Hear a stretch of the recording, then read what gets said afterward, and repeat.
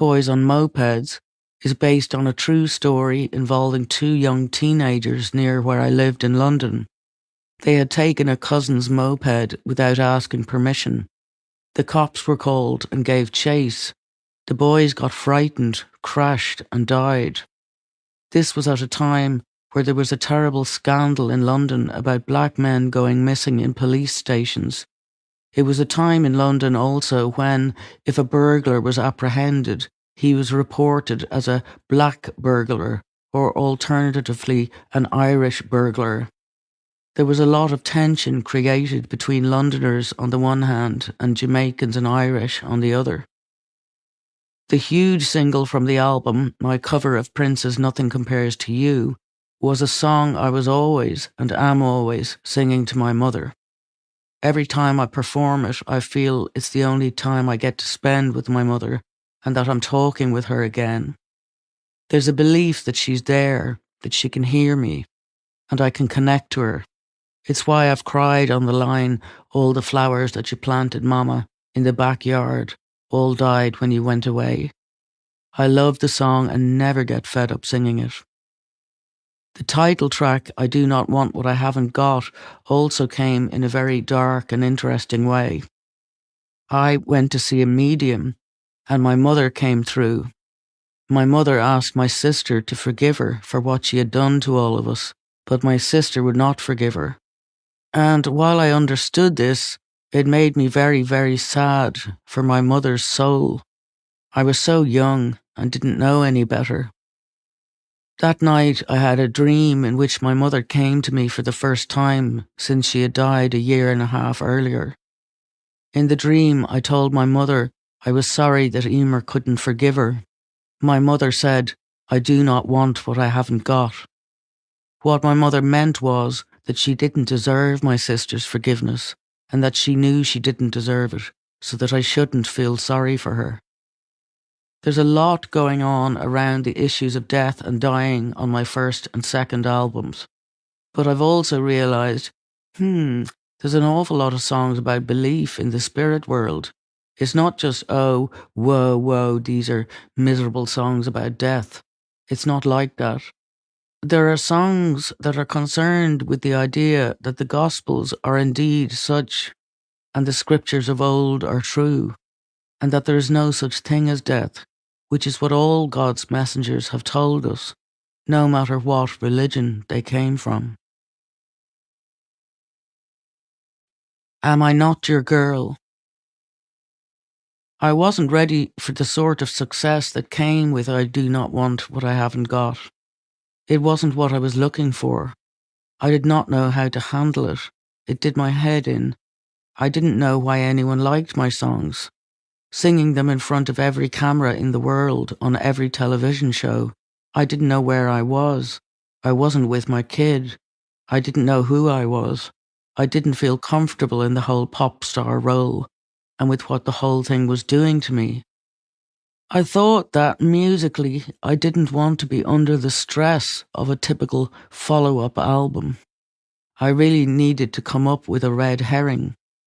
I decided to buy myself some time so I'd be able to make the follow-up album I really wanted to make, not the one the record label demanded. A red herring follow-up album would be so far fucking removed from pop world expectations that nobody could compare it. So that's what I did with Am I Not Your Girl? The album is filled with show tunes and jazz standards. The only thing that has any personal input from me is Loretta Lynn's hit, Success Has Made a Failure of Our Home, because that's really me talking about what success has done to my life. At the end, I made up some words that were very autobiographical. When the lyrics ran out, I suddenly started screaming, "Am I Not Your Girl?" It was the only part of the album that I felt followed up I Do Not Want What I Haven't Got.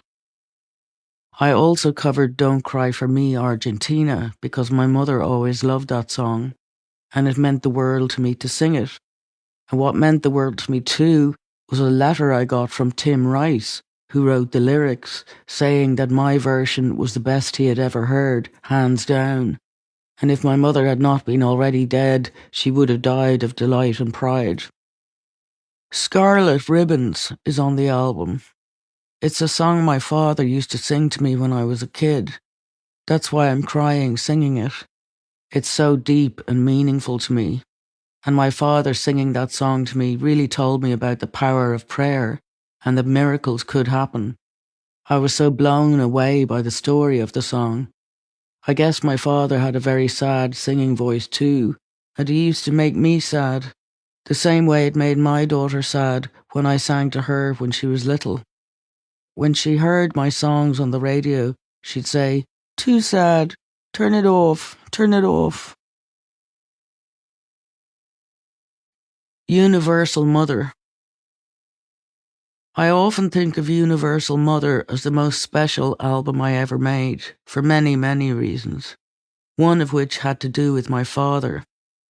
He had been going for singing lessons for many years with a gentleman by the name of Frank Merriman, who taught a style of singing called bel canto.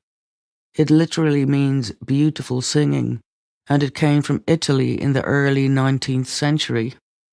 It has nothing to do with scales or breathing or any of that kind of stuff.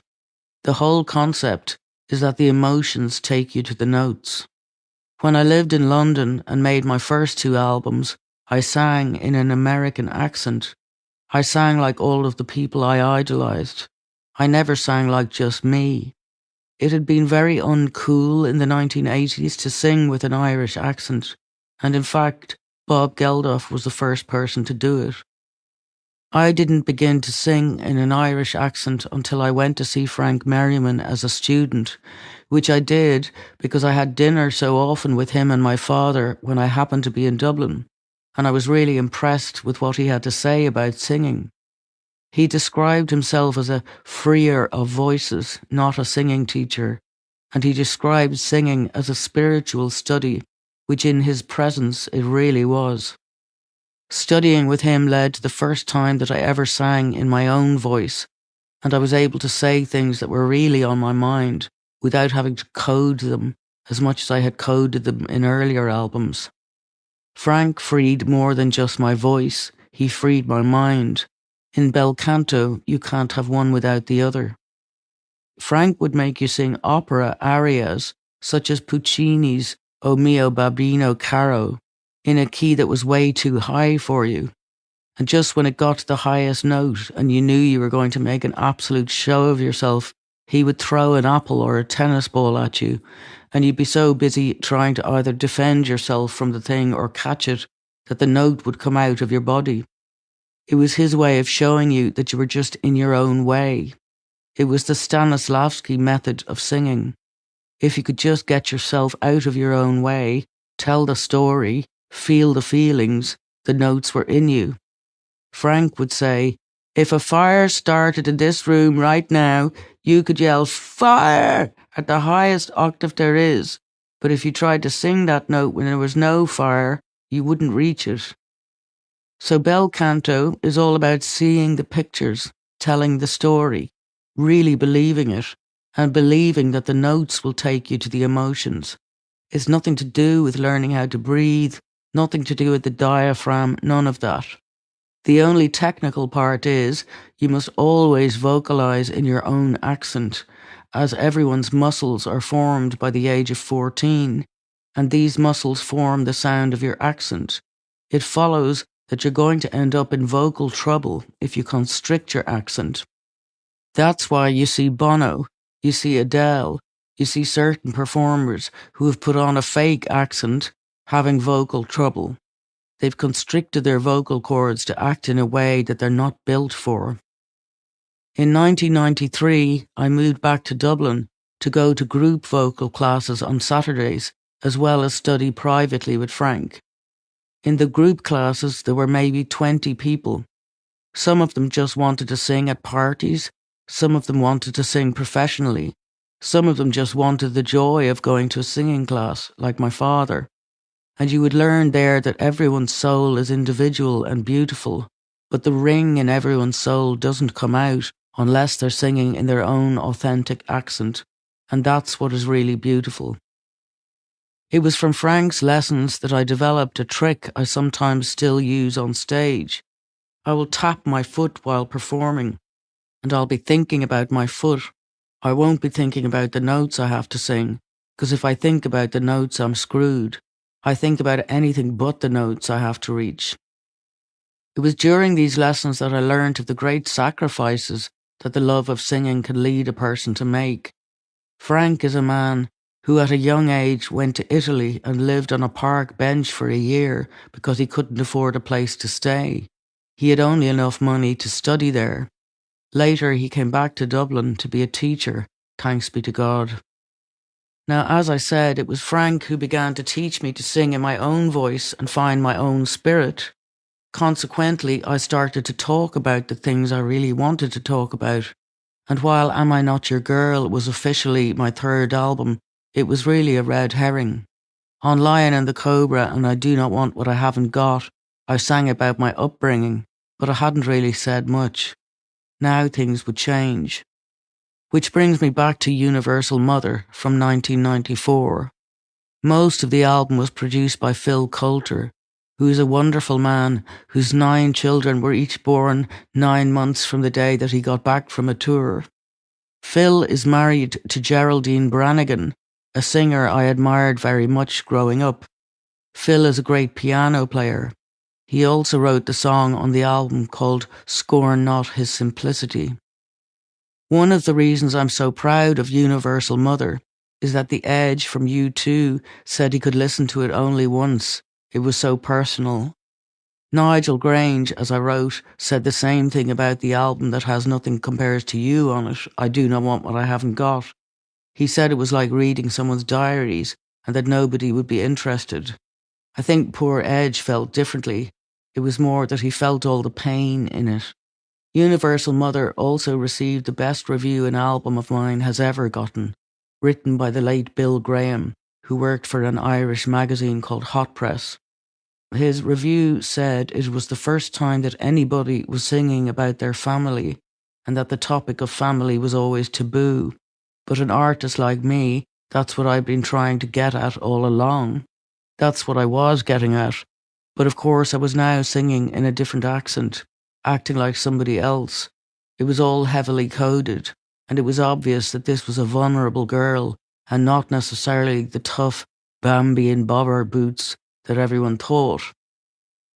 Now, I must admit, I have never been so stoned in my life as I was in Amsterdam with Tim Simonon, who produced the tracks Fire on Babylon, Famine, and Thank You for Hearing Me. Jesus, we smoked a lot of weed. I don't know how I managed to stay up on 2 feet, never mind sing. Fire on Babylon is a song about my mother. I won't go into too much detail, but it had to do with something I found out she'd done to one of my brothers that just made me really angry. Truth to tell, it's very hard for me to get angry about my mother. It's the way I've survived. I've convinced myself she didn't know what she was doing. People will do that, but of course I've misplaced that anger, and it might be more mature for me to accept it. You could tell even from the video how furious with her I was as I presented the poor mother figure with a birthday cake that blows up in her face. I love John, I Love You very much, love everything about it. People often think I wrote it about my brother John, but I didn't, though I do associate it with him sometimes. Here's the backstory. I had a piano teacher at Frank Merriman's school, John Stokes, who I was madly in love with. Of course, he wasn't interested in me at all, because he was quite sensible and knew that I was completely out of my mind, that I was the last woman that any man should wish upon himself. Still, we were friends and I was really fond of him, loved him very, very much. I couldn't play piano and still can't. I have 2 elbows for hands when it comes to playing guitar, really, or piano. Worse with piano, though. Anyway, John Stokes is actually who the song is about. My Darling Child is a song about my son Jake, just really a lullaby and a love song. Of course, Jake has his own song on the record for which he has a publishing deal called Am I a Human? He was only about 3, but he walked up to a microphone at his dad's house and suddenly out of him comes this incredible philosophy. Red Football relates to the fact that this album was the first time in my life that I'd become myself and started to really look at what I'd been in the first 22 years of my life. It was finally dawning on me. A Perfect Indian is a song about Daniel Day-Lewis. People think we had an affair, but we never did. We were getting very friendly until I blew the friendship by losing my temper with him one night in a crazy way that I do sometimes. One of the effects of my childhood, unfortunately, so the song is as much about my upbringing as it is about Daniel. At the time, he was making the movie The Last of the Mohicans, so that's why it's called A Perfect Indian. It's not that I was in love with him, I wasn't, but I was very fond of him as a friend. We're still very fond of each other, though I've seen him once in the last maybe 25 years. The song All Babies is about the one and only rebirthing session that I ever went to, which completely blew my mind. It was like an acid trip, although I hadn't yet been on an acid trip, and I had the most magical experience. This song also influenced the painting on the album, which is the only cover art that I've ever done. That makes me wonder, where is that original drawing? Could it be it's lost somewhere in the depths of Chrysalis or EMI? Or it's been sold or something? But I certainly would like it back. Thank You for Hearing Me, the final song on Universal Mother, I wrote about breaking up with Peter Gabriel. I had had an on and off fling with him in which I was basically weekend pussy. That would be the kindest way to describe it. And once I got fed up with being weekend pussy, I wrote this sort of split-up song. But it became over the years my favourite song to perform live because it could just take you like a mantra to these stratospheres of almost hypnosis. I believe that Tim Simonon gave me the backing track. The entire band, every line, the bass line, the drums, the audience, we would all be in a trance with its repetition. It's very hard for me to describe where the song came from. It's quite a churchical, for want of a better word, experience performing it. And I'm very, very proud of it as a breakup song, considering the fact that one is entitled to smash plates when one realises one is being treated as weekend pussy. As for Famine, yes, I do remember going on a TV show in London and trying to perform that song in the midst of political tensions between Ireland and England. I was told that I shouldn't perform the song because it was too political. My folks said to the producer, "But hold on, if it was Bob Dylan here, you wouldn't say he couldn't perform The Times They Are A-Changin'." Nobody could do anything but agree. Eventually, we did get to perform it live on British TV at least once. Famine, of course, is a song about Ireland and how everyone believes there was a 19th century famine, but in fact, there was lots and lots of food in the country. It was just being shipped out of the country. It was just that you were shot dead if you were Irish and you went near anything but a potato. The fact is that to call it a famine is a lie. It was a controversial song, and if I had not written it, I would not have met my daughter's father, who wrote about it very well. John Waters is his name, and we met to do an interview about that song. If that song had not happened, our daughter, Roisin, would never have been born. Gospel Oak. Gospel Oak was named for the London neighbourhood where I was visiting a therapist 6 days a week. His name was Morton Schatzman, a very old Jewish psychiatrist whose dog used to sit at his feet licking its balls. It was so embarrassing while I was sitting there trying to explain what was wrong with me.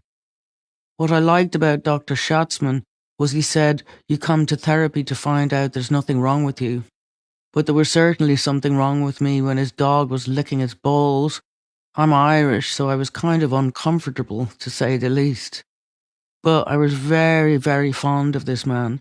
Maybe even madly in love with him in lots of ways, as one can often be with one's therapist.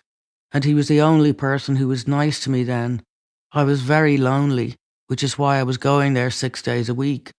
Probably I was lonely because I was a difficult personality. I didn't realise that at the time. I was young. Also because of my job, I guess.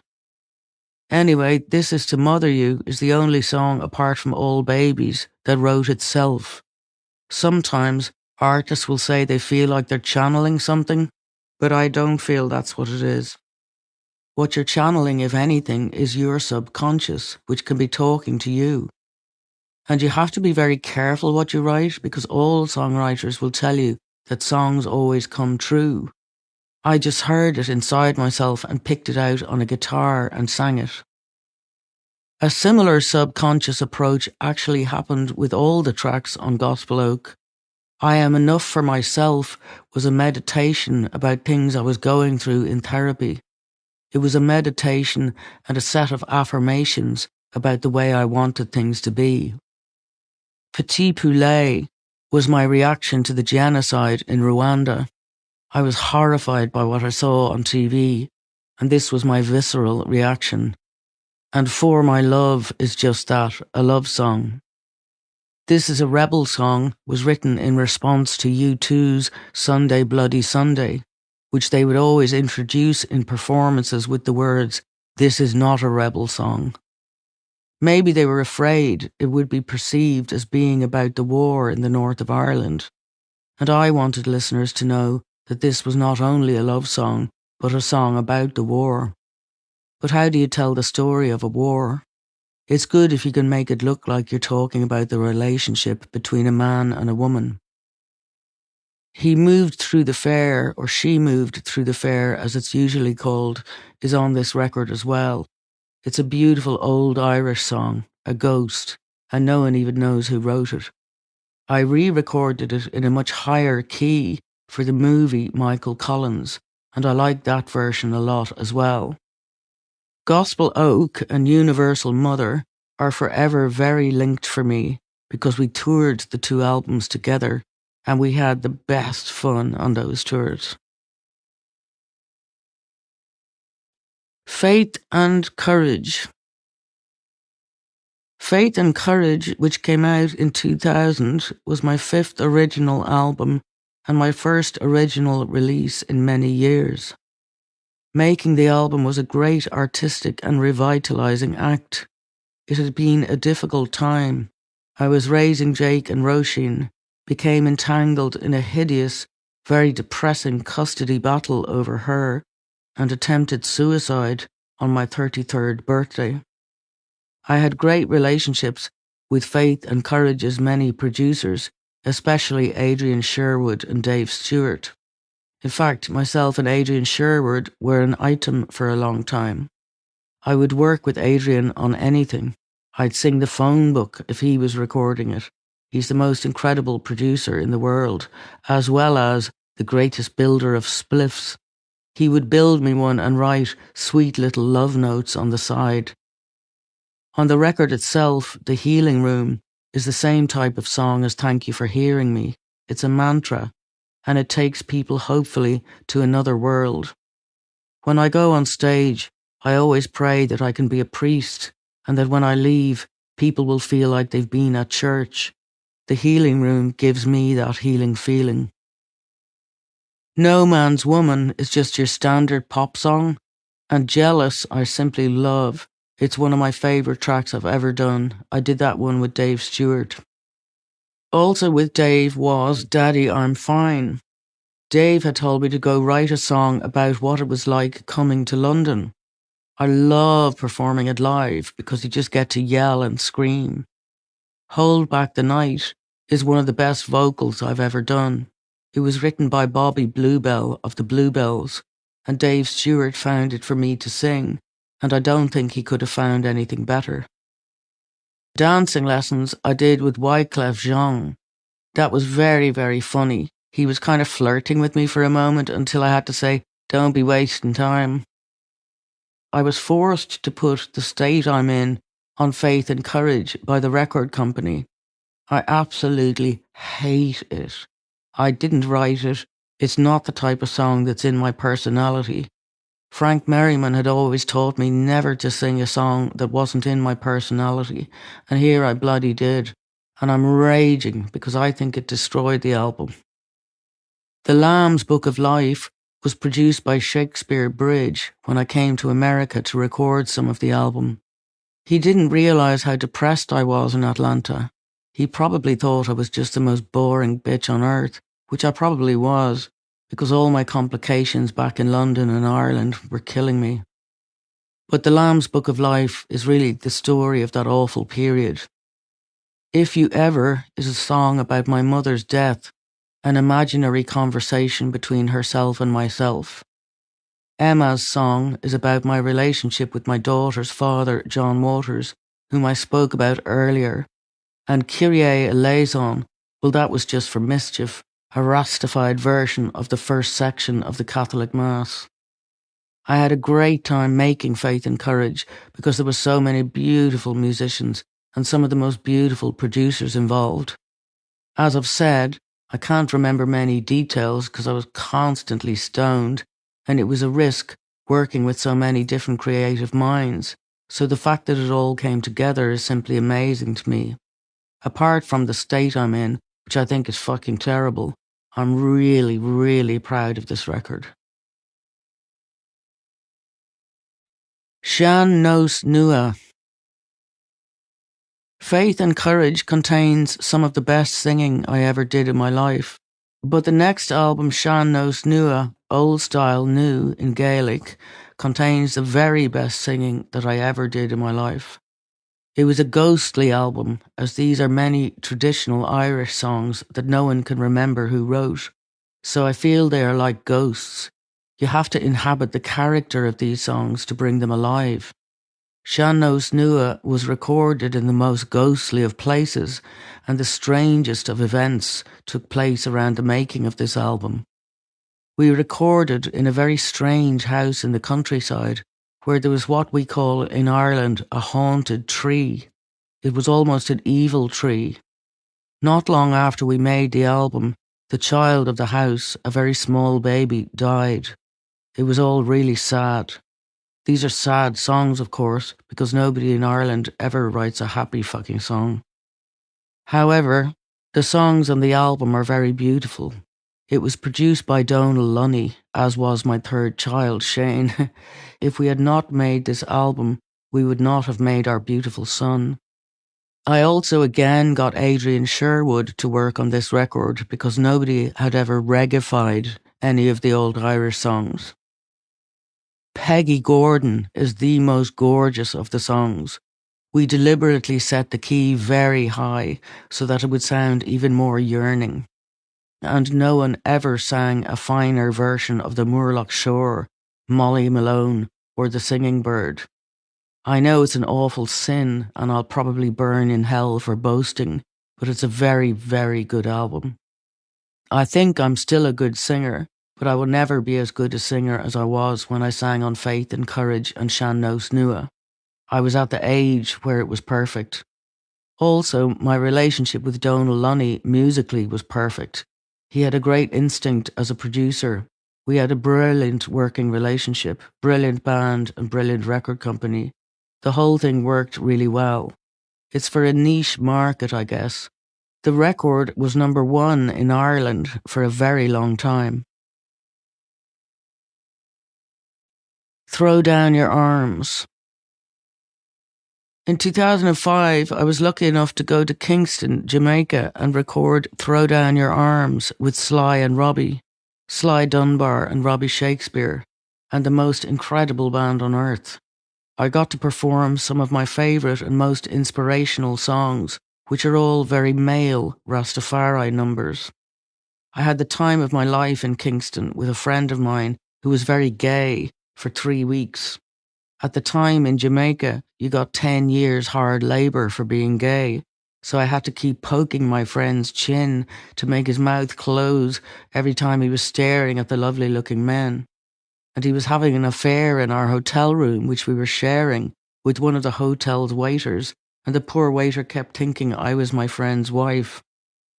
We recorded at Tough Gong, and again we made great music and smoked so much weed. Myself and Robbie Shakespeare fell quite in love, and we had a big old affair. Later, when we toured for the album, myself and Robbie had a big bed in the back of the tour bus. We just loved these shows, but we were very in love with each other as well. Indeed, I loved everybody in the band. They were calling me Mommy because I used to look after them a lot. My favourite song on Throw Down Your Arms is Prophet Has Arise, which was written by the great Jamaican reggae trio Israel Vibration. It gets me off the floor no matter how miserable I am. I later got to sing with Israel Vibration in Brixton Academy one night when my friend Benjamin Zephaniah was performing there, and it was an incredibly moving experience. I got to hold the lead singer's hand and sing those songs from Israel Vibration that I love. Did a lot of songs by the Jamaican roots musician Burning Spear too on Throw Down Your Arms, because I love that man so much. I also learned an important lesson. Never leave your weed in the dressing room when there's a band full of rastas there. It'll be gone when you return. When I made Throw Down Your Arms, I was a bit beaten down, to be honest. Bad stuff had been going on in my life.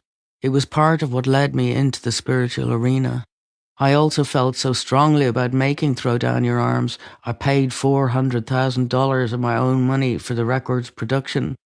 I was heading towards my next record, Theology, which is an album, believe it or not, that I had wanted to make since I was 7 years old.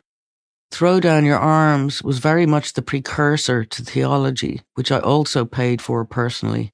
I can't remember how much that one cost me. Theology. Around the year 2000, I went to college for a brief period to study theology.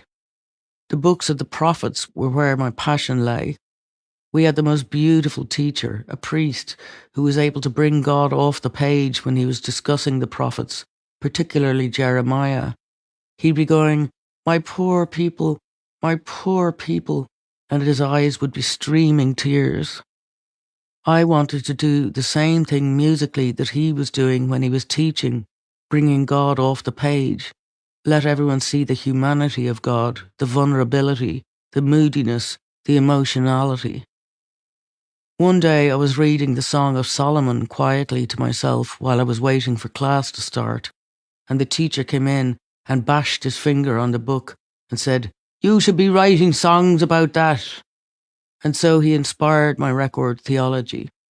I'd really been thinking about it for a long time, but I didn't know how to realise it. There's a very fine line between corny and cool when it comes to writing religious songs, and I grew up in the 1970s with all these terrible charismatic Christian songs on the airwaves, so I didn't want to risk making that mistake.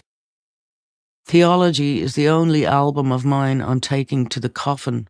I love it. I took virtually all the lyrics from scripture. I made one side just acoustic and the other with a full band because I couldn't make my mind up which one I liked best.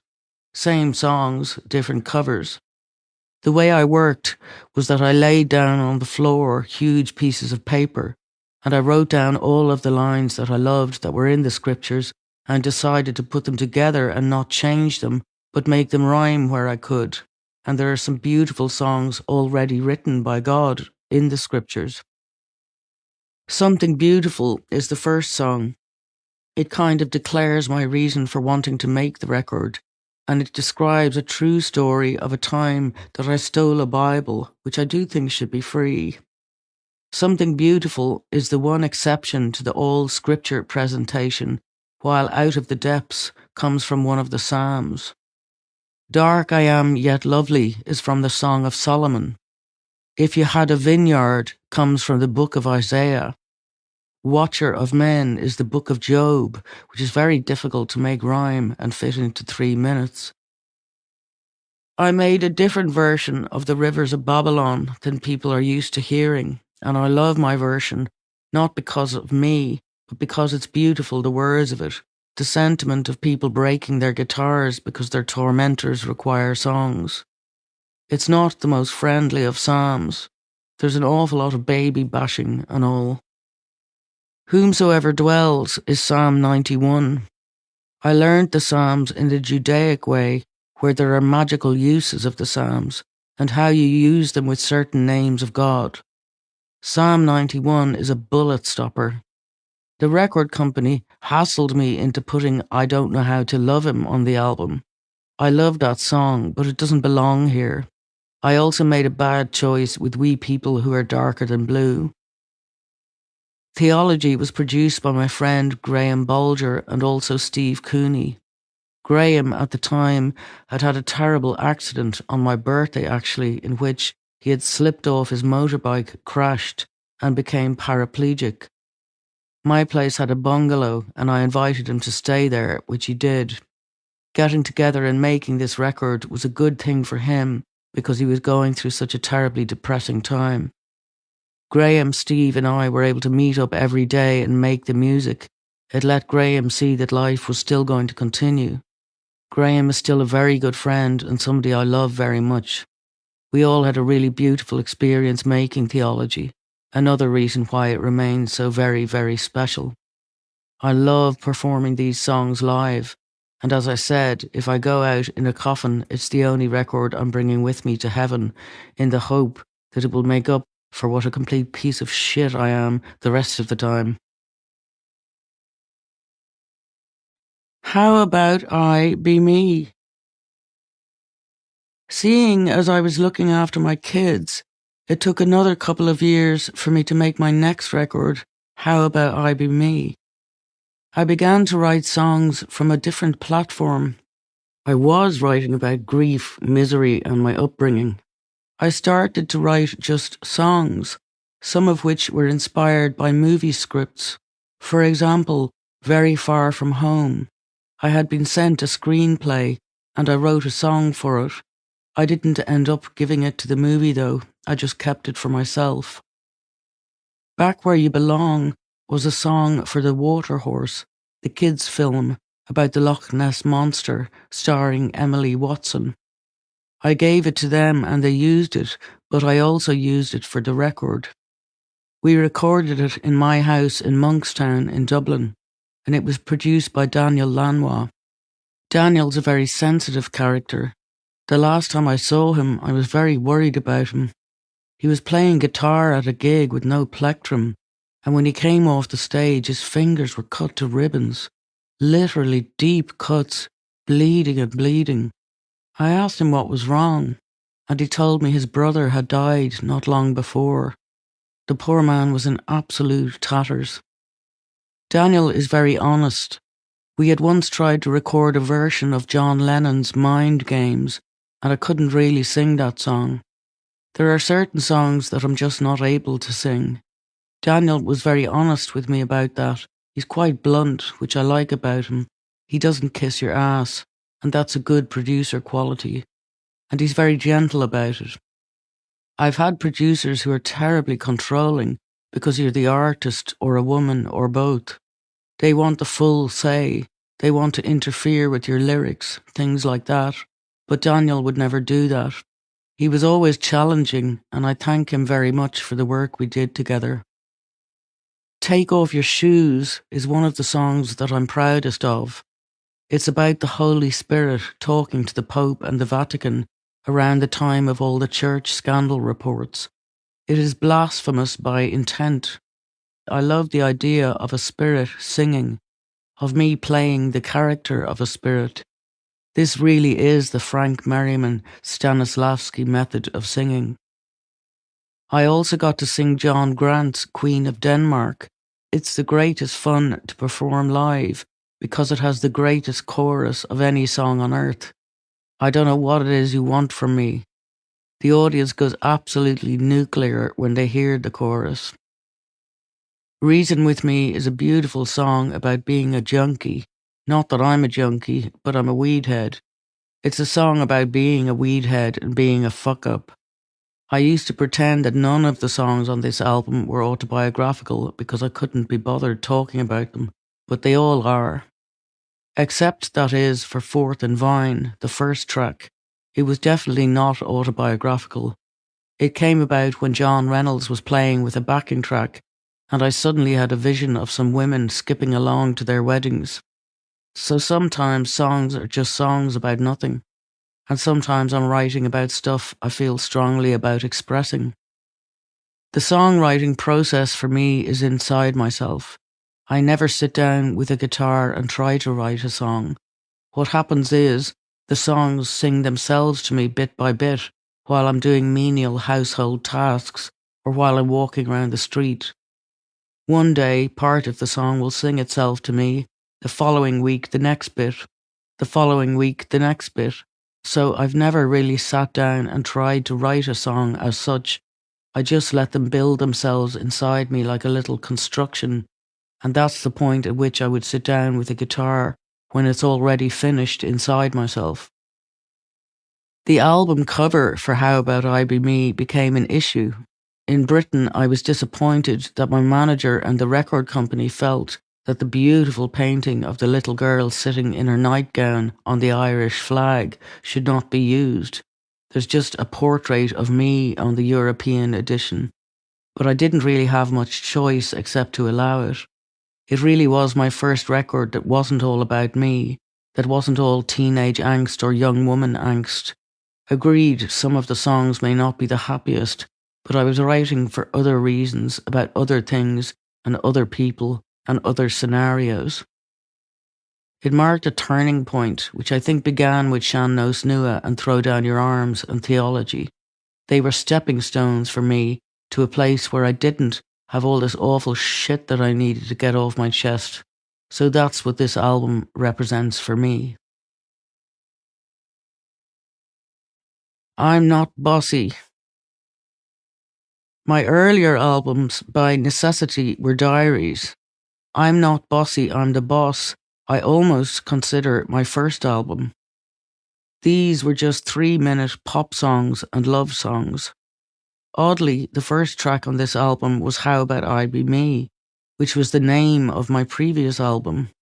It was supposed to go on there, but it was late for the masters, so I put it on I'm Not Bossy because I love it. It was originally a reggae tune. Somebody had given me the reggae backing track and I wrote it, but I ended up not liking it reggae style.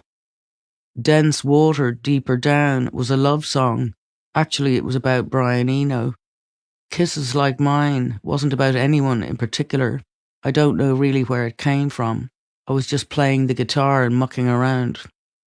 I got the backing track from John Reynolds, who also produced the album, for Your Green Jacket. It's a great song, all about something that girls do, sniff fellows' clothes. If you love a man, you be sniffing his shirt or you be sniffing his jacket. I'm sure guys do the same. Some people think it's kind of stalkerish, but I don't think it's any more stalkerish than Adele's Someone Like You, about I had hoped you'd see my face and that you'd be reminded that for me it isn't over. With the Vishnu Room, I did what I had never done before, wrote a long song that revealed the kind of woman I can be. I'd never really written vulnerable songs. I'd heard other performers say the same thing. Amy Winehouse, for example. She herself said she probably shouldn't have filmed her own funeral for the Back to Black video. Take Me to Church is a song about songs and how what you write comes true, so you've got to be very careful. The character in this song is writing songs about wanting this guy. Finally, she gets him, and she gets the crap scared out of her, as you can hear from the next song, Where Have You Been? It's an interesting kind of a journey, looking for romance, looking for love, falling in love, getting what you want, then finding out you want to run 1,000,000 miles away. But it's not a sad thing.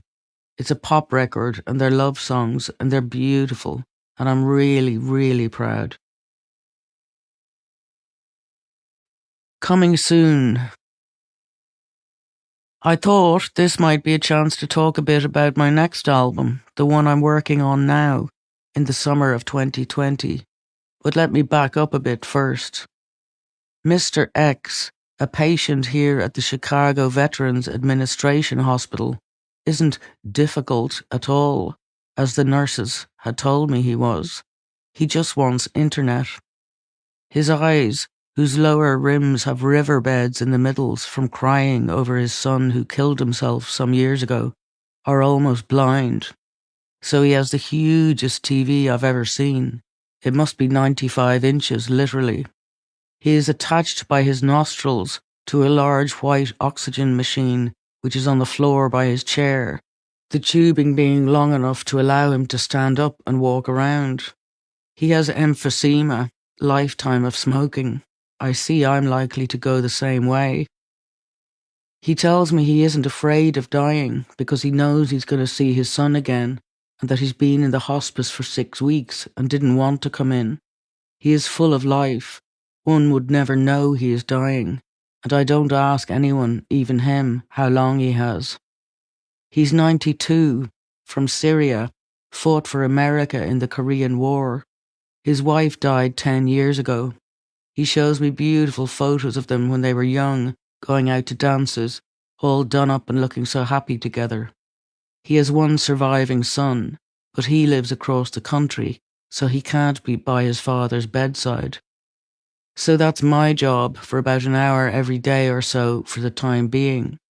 He is part of a program called No Veteran Dies Alone, companionship on the journey toward death for soldiers who have outlived their families or who just don't have family around for whatever reason. I try to get internet for him, but fail. I don't know why the VA hospital has no Wi-Fi.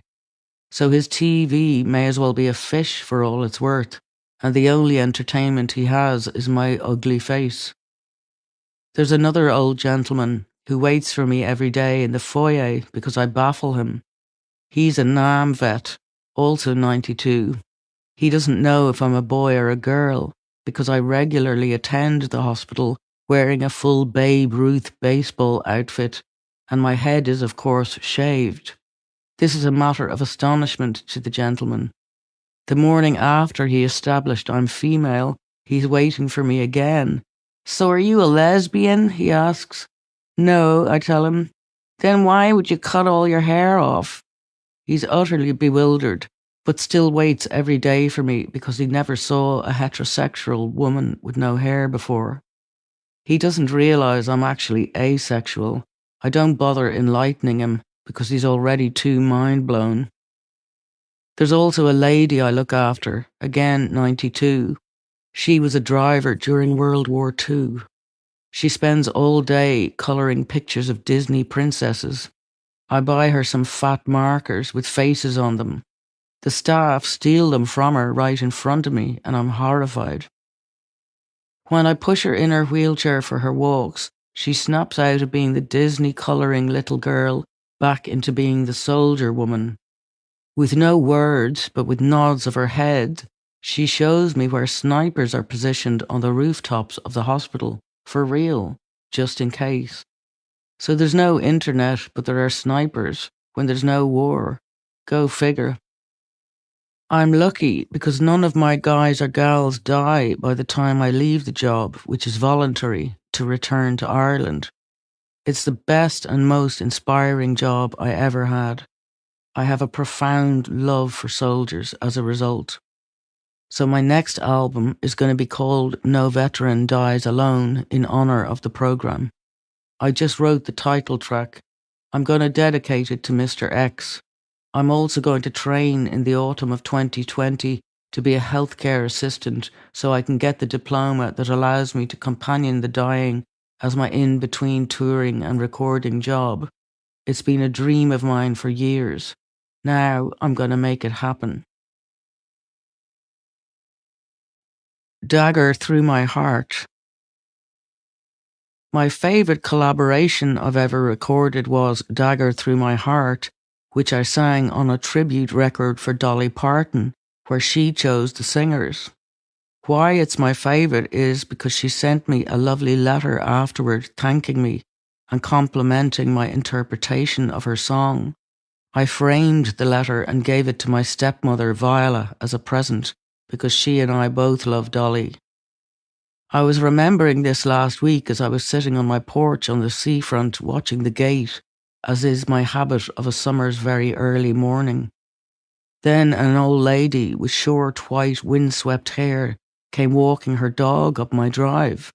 She was waving an empty plastic water bottle and asking if she could fill it for her dog. Her face was red and she was upset. Her breath also seemed laboured. The old lady said she was having a panic attack, so I sat her down and made her a cup of tea, and all the time the Dolly song singing itself away in my head. She had a heart complaint, and she had heard bad news from someone on the seafront, so her heart was all over the place. She said that although she works in bereavement, when you know you're going to lose someone close, it still breaks your heart. We sat a good hour. She was lovely, apologising all the time but not needing to, not knowing she was the one doing me the favour. She came back yesterday, tidy-haired and herself again, so all the more I realised how upset she was the first time I saw her. I was cleaning the house from top to bottom. She said she was off to do the same, and she gave me a beautiful white scarf. I think I love it as much as I loved the letter from Dolly, and I hope to see her again, 'cause she's a very special lady, and I can't tell you her name except here's one clue. It's in a song I sang. But she knows who she is, and I'd like to thank her. Many weirdos wander up my drive. Rarely does an angel. The greatest love of all. When I was a very small child, my biggest hero and biggest inspiration was the boxer Muhammad Ali. My father got me up at least one night to watch one of his most famous fights, and I also saw a lot of footage of him on telly fighting, and I would watch any time he was being interviewed on the news. I never liked watching the fighting. I didn't like the sight of black men beating the crap out of each other for the entertainment and financial benefit of white men. Also, as a victim at the time of child abuse, I hated watching the fighting, period. The idea of violence as entertainment is something which is abhorrent to me still, even though I did sing at Conor McGregor's fight. I held his mother's face to my breast so she wouldn't have to look at what her son was having done to him, never mind what he was doing to anyone else. Ali was well ahead of his time when it came to affirmations, and I loved him, as I'm sure all child abuse survivors did, because we had similar self-esteem issues as African American people had. We got there in a different way, but nevertheless, we were in a form of slavery with a small s. It's arguable, I realise, whether one should apologise for using the word slavery to describe what it's like to be a survivor or a victim of child abuse, but well, there it is. Anyway, back to the point. Ali was able to reach across the whole world into the sitting rooms of Irish children and let us know that our parents were wrong. Jumping around yelling, "I'm the prettiest, I'm the greatest, I can do anything I want, I'm so beautiful." These things were sins in our country, not only for child abuse survivors, but for Catholic people. Because to be a good Catholic, you had to think you were a piece of shit. That was the idea. The less you thought of yourself, the more God would think of you. So Ali was able to reach into our sitting rooms and completely bust apart the theocracy, and also burst apart the, I don't know what you would call it, the parentocracy. He let us see that in fact we were beautiful, we were salvageable, we were redeemable. Not only that, but we were the greatest, and furthermore we were the prettiest too. He showed us that we were going to make something of ourselves, that we were going to get up off the floor and transcend what happened to us. I recall an interview his daughter Layla, also a boxer, gave a few decades ago. Someone asked her, "Do you believe in God?" And what she answered, it nearly makes me weep, was, "All I have to do to believe in God is look at my father."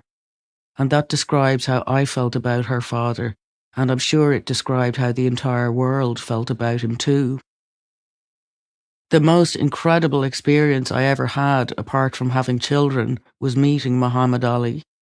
Not only did I meet him, but myself and my eldest son Jake escorted him to the Special Olympics in Dublin in 2003, and this is how it happened. Bon Jovi had played a show in Dublin, and the show was so loud that all the neighbours complained, and you could hear the show where I lived, which was about 20 miles from the venue. And someone called me and asked would I like to go to the after party of the show, which I did, at a hotel called the Berkeley Court in Dublin, which was once where all the posh people used to stay. I get to the party and start talking to John Bon Jovi's then wife, Heather, a very beautiful lady. And I happen to tell her how much I love Muhammad Ali.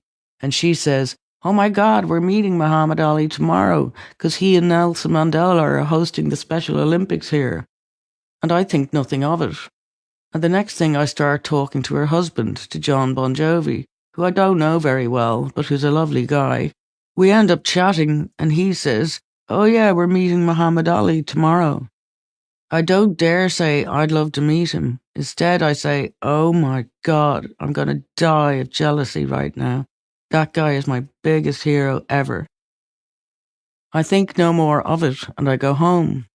Actually, after I leave John Bon Jovi, I go up the road to see Donal Lunny and we end up making love. And I conceive my third child, which shouldn't have happened because I was nowhere near the middle of my cycle. In fact, I was menstruating. The child is eventually born on his father's birthday, 2 weeks early. This is a child who was meant to be born, and he actually has Ali in his name because this is the week in which I met Ali. Sunday morning, I get a phone call from somebody claiming to be Muhammad Ali's sports agent. And he asks if Jake and I want to come down to the Berkeley court to meet Muhammad Ali. Now, there's a bear shit in the Vatican. Of course we'd like to meet Muhammad Ali. So I get my son out of bed and we drive down there. And as soon as I get into the room, Muhammad Ali makes a kissing face. He wants me to give him a kiss. So that's enough to freak me out. I'm like, oh my God, this man is like my father. Obviously he's not being sexual, it's platonic. So I give him the kiss. And I'm like, oh my God, I've kissed the lips of Muhammad Ali. Ali, by then, who was suffering through the latter stages of Parkinson's disease, starts playing jokes with Jake, which is just so sweet. He gets up out of his chair, and he's able to do this magic trick where he stands by the door and makes it look as if he's levitating by raising one of his feet and somehow magically being able to hide the other. Maybe he did levitate. And he also gave me a lovely present, which was a collection of Bible contradictions that he had put together himself. We're just sitting in the room and chatting with his wife and his family, and then it's time to go. But just before we leave the room, his agent comes over to us and asks us if we would like to escort Mr. Ali to the Special Olympics. And the next thing you know, Jake and I are in an army car with a soldier, and we end up escorting Muhammad Ali and sitting with him. And we're the only people sitting with him. Just the only people helping him out during the night. His family are around, obviously, but we are given the charge of Mr. Ali. I have to help him put on his jacket as he's walking down the corridor to sit in his place at Croke Park, waiting for the Special Olympics to begin. As I'm putting on his jacket, I'm nearly crying. He's walking about an inch in front of me. He can't get the jacket on, and he's asking me for help. This is my father. I'm helping my father to put his jacket on. I could cry now even thinking about it.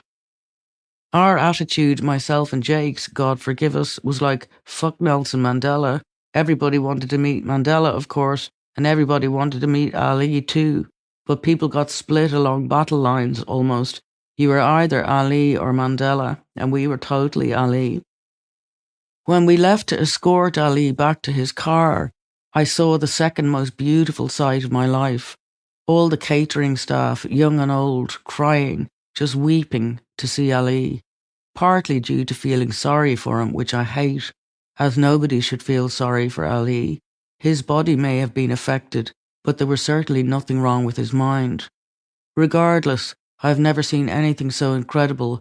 Literally every space in the catering window and doorway filled with faces watching to see such a holy man walk through the place. After that night, I kept in touch for a short while with Ali's agent, who in fact I was very interested in getting into bed with as well. I really was ovulating that week. But luckily he had a friend staying with him, so that never happened. I did give him a lion Rasta ring. Oh, I forgot to tell you, there was a moment during the backstage time that Ali drew a beautiful picture on a tablecloth. It was a huge ship, sailing through a valley. On the other side of the tablecloth, he drew one of his fights, tiny. Me and the soldier are looking at each other in the dressing room saying, "You're going down. No, you're fucking going down. No, you're fucking going down." Because we were bargaining over which one of us was going to get it. Of course, I won. Ali signed it for me and he gave it to me, and I gave it about a year ago to my son Jake because he's 32 now and I wanted to wait until he was old enough to look after it. It was all magical and I could never have imagined it would happen in my life. I've been a very lucky person in that every dream I ever had has come true, but more than that, dreams that I never even dared to dream came true. So yes, if not for that week, and if not for the fact that my son's father was situated up the road, and thank God Ali's sports agent had somebody staying with him, my third son would not have been born. My son is called Nevaim Nessa Ali Shane. Nevaim is the Hebrew word for the books of the prophets. I knew that he was going to be semi-fatherless, so I wanted the prophets to be his father, his male guides. Nesta is the actual name of Bob Marley. Ali is obviously my chosen godfather, along with Dylan, and Shane is after my friend Shane McGowan, the musician. So quite the week that was, and I have to thank Muhammad Ali for the existence of my son. And yes, it was the most incredible experience of my entire life, apart from having babies, obviously. Lou Reed. The only other time I remember being starstruck was when I met Lou Reed, a person I didn't realize I loved so much until I met him.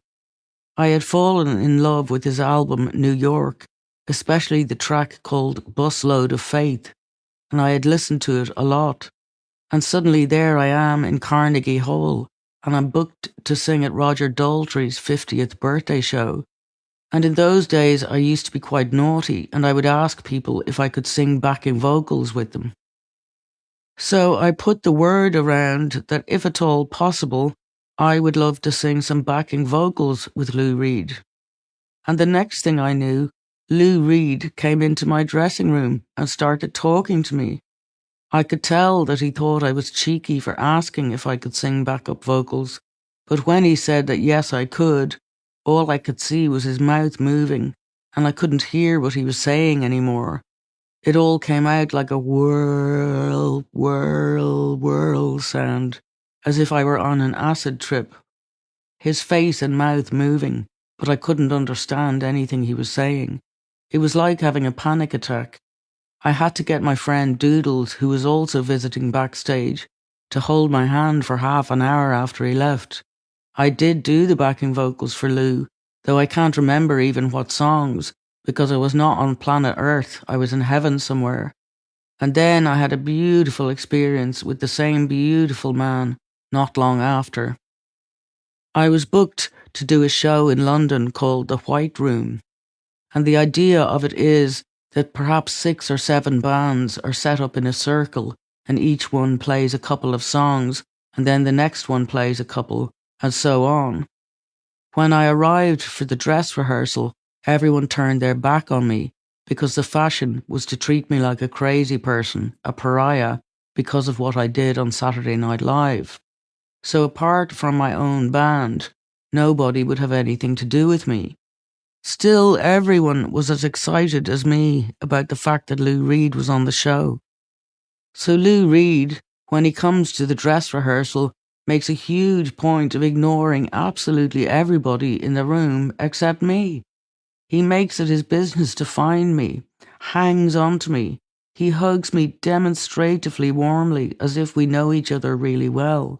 It was a really sweet thing to do because he didn't have to do that, and it changed the way everybody in there reacted to me. I began to get treated with a little bit of respect as I did my rehearsal and my performance. I've had a very soft spot in my heart for Mr. Lou Reed ever since, and I think about him quite a lot. Some lessons and true tales. I love performing more than anything else on this planet, apart from my children, of course. And one of the things I think about as I get set to start another tour when the pandemic ends is how bizarre and sometimes perilous celebrity can be. Years ago, we played a show in Las Vegas. I believe it was at the Hard Rock Cafe. Johnny Depp was at the show, and afterward he came backstage. His visit came at a moment when we had been on tour so long we'd lost our minds slightly. Caroline Dale, my cello player, had a bag that looked like a child's stuffed sheep. We called the sheep Sean. It had been everywhere on tour with us, and it became our mascot. That night in Vegas, we decided we would wed this sheep to some other cuddly animal that had made its way into our entourage. It was an elaborate ceremony, and Johnny Depp had to stand and watch us go through this 40-minute long wedding. I never saw him again, needless to say. Actually, that's not true. I met him recently at Shane McGowan's 60th birthday party, and he volunteered very politely that in fact he had had lots of fun that night. I'm sure he just thought we were mental. Coincidentally or not, this all occurred while Johnny was in Vegas playing Hunter S. Thompson in the movie of Fear and Loathing in Las Vegas. Speaking of odd encounters or odd non-encounters, the story that I met John F. Kennedy Jr.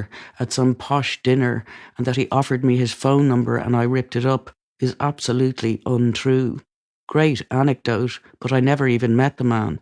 I would have leapt on him like a monkey had I met him, the same as any other woman would. Yes, I would have had to be gay to turn that number down. There have also been some misconceptions out there about me and Anthony Kiedis of the Red Hot Chili Peppers. In his memoir, Scar Tissue, he describes us kissing. It never happened. He says we had some type of romantic relationship, only in his mind. We hung around together and he's a very nice gentleman. I even remember him helping me bring my son to the hospital once. I got annoyed when he wanted to take it further. God help him. He had the O'Connor temper unleashed on him, not because he tried to kiss me, but because he intimated that he would like to, as it were, stoke the fire.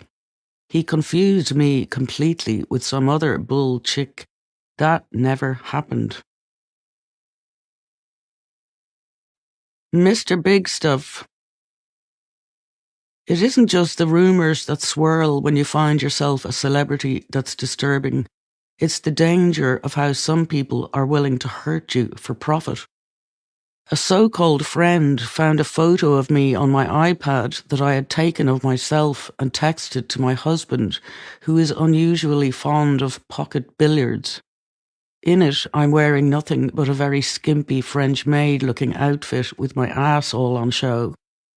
It's lucky that I own the photo's copyright, because my so-called friend gave the photo to some knucklehead who's now calling up Irish newspapers trying to sell it to them. A reporter I know called to give me a heads up, pardon the pun. I'm determined to prevent any publication, so I take that knucklehead's number from my reporter friend and I text him, claiming to be a reporter from an English tabloid that wants to buy the photo. He falls for it, and I arrange to meet him at a gas station maybe 5 miles from my home. I go there early, wearing a long brown wig, and I sit low down in my car for about 20 minutes until I can identify which car he's in. Turns out he's parked right beside me. I walk into the store pretending to buy something, and as I walk back, I stop at his car and very ostentatiously take a photo of his license plate. He's baffled, staring at me, wondering, what's this woman up to? By the time I'm back in my car and strapped in, it's dawned on him, and he speeds off onto the highway, and I follow him in my 7-seater mom car, speeding after him for about 3 miles. There's a proper car chase until he turns left in his swifter vehicle, goes down a back country lane and manages to hide himself. He knows the area well. It's where he lives. I call him. He's shitting himself.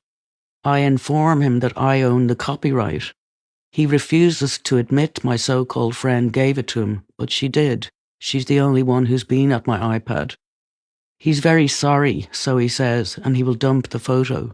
I never hear another word about it, and I never see that so-called friend again. Ain't the first time she's used me for money. It makes me very sad. She's always stealing stuff from me. So are other people. It would actually break my heart if it weren't broken already. Jake, Roisin, Shane, and Yeshua.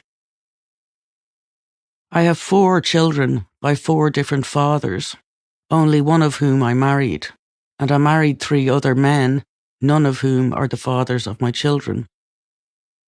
I can honestly say that the father of my first child and the father of my last child are my best friends in this world.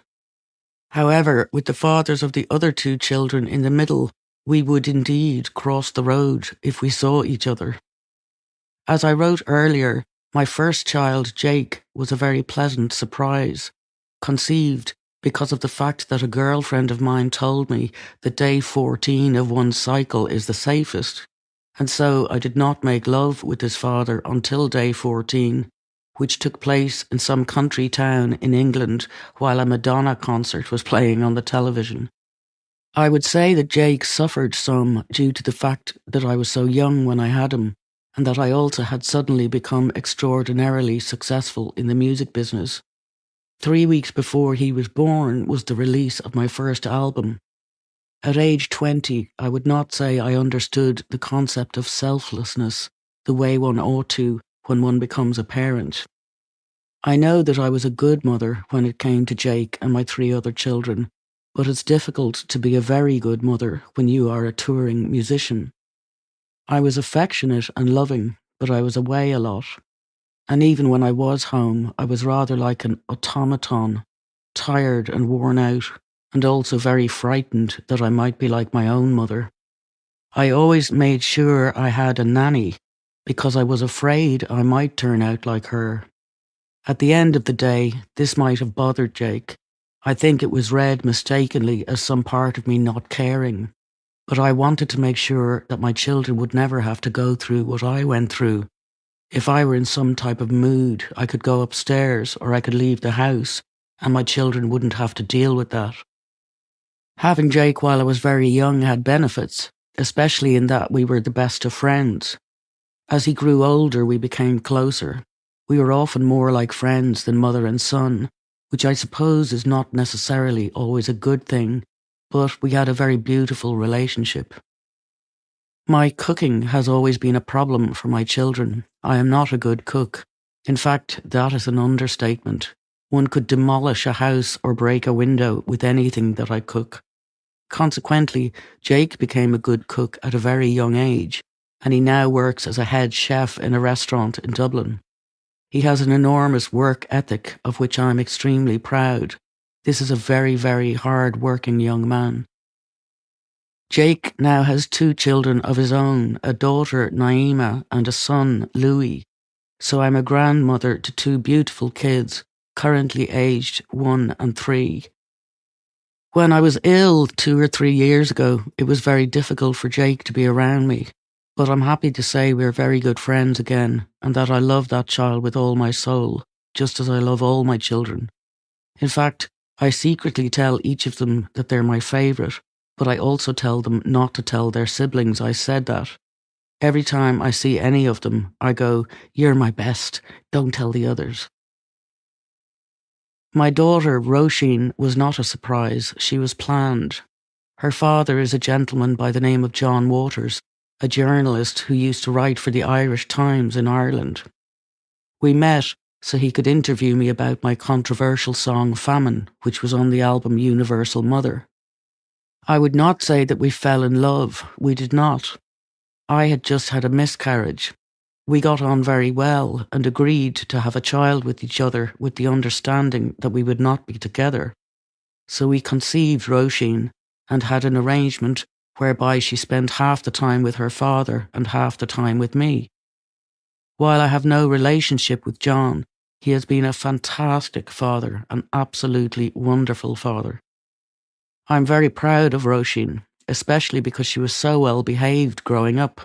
I can't tell you any mischievous stories, but what I can tell you is that she has a guardian angel. Not only have I seen this guardian angel, many of her friends have seen this little angel too. I didn't believe her friends who told me they saw this little girl angel, and I didn't believe a boyfriend of mine when he told me he'd seen this little red-haired girl too. At least not until one morning when I was pregnant with my third child, Shane, and I was sleeping in the bed with Roisin.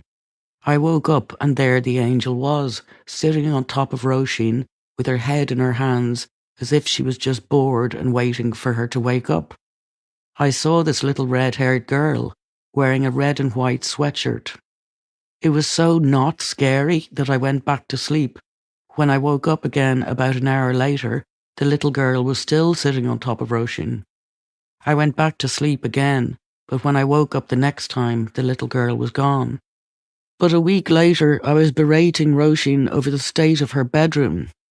In what I call the futility room instead of the utility room, a huge 4-litre bottle of water chucked itself off the countertop and onto the floor. Clearly, the guardian angel wasn't very happy with me being mad at Roisin. On Roisin's second birthday, she came rushing towards the table on which there was a carving knife with its pointed edge directly at her eye level. When she was a millimetre away from the knife, it lifted itself up into the air and moved to the left to get away from her face. Obviously the work of her guardian angel. I have neither seen nor heard guardian angels around my other children, but I presume they are there. However, Roisin's guardian angel is such a strong character that she makes herself visible. Interestingly, like Jake, Roisin also turned out to be a chef, but in Roisin's case, she is a pastry chef. She trained in Paris and is now working in Ireland. She has tiny, dainty hands. She was always able to make the teeniest Play-Doh creatures with those delicate fingers of hers. And now she makes beautiful pastries and vegan cookies. I just think it's hilarious that so far 2 of my kids have become great cooks. I do notice, however, that they do not send their mother any care packages full of food. Since I have mild anorexia, I consider starving, but I would still like some of Roisin's pastries to arrive in a box, so I hope that after she reads this book, one will. You don't want to cross Roisin, and the only way you will cross Roisin is if you're a bigot. Roisin will get up and walk away from you. She does not have her mother's temper, thanks be to God, so she will turn her back on you and be quiet and not bother speaking to you again. I admire her for her ability to walk away from an argument. I am inclined to run right toward one, and I aspire to be more like my daughter in that respect. Roisin is now happily married to a lovely man she calls Poldy. He's exactly like Roisin's brother Jake, which is very sweet. Roisin and Jake have an absolutely beautiful relationship and always have had one. They will literally sit on each other's knees and hug and cuddle. I don't believe they've ever had a row. If you mess with Roisin, you're going to have to deal with Jake, and believe you me, that's not something you want to try. Shane is my third child, born in 2004. He was a surprise. His father was married at the time, so there was great controversy around the fact I was pregnant. I remain very fond of the child's father, Donal Lunny, although we are not close. Things became very difficult for Shane and me. Shane is an extremely special character, very, very psychic and very spiritualized. When he was 3, he asked me one day, "Were you in an earthquake when I was inside your tummy?" At first I said no, because I forgot that I had been. When he was 2 weeks in my belly, I didn't even know I was pregnant. I was on holiday in Malta, and there was an earthquake. I never thought about it again. I never mentioned it. I never told the child. I don't think I even told anyone else. Yet this 3-year-old child was able to tell me that I was, in fact, in an earthquake, and I don't know how he knew this. Another time, he was in his bath, and he asked me, "Did you ever meet God?" And I said, well, maybe I did. Some kind of magical things happened to me, and maybe I met God in certain ways. The child tutted at me as the water was leaving the bath and said, that's not how you meet God. He told me, you have to make your dreams come true. Shane was assessed at age 8 and declared a genius. I was told that he had the learning ability, the vocabulary, and the mathematical reasoning of a 16-year-old. He began to study science at a college with the adults in Dublin, but he didn't enjoy going there, so it didn't last long. He reminds me very much of Clint Eastwood.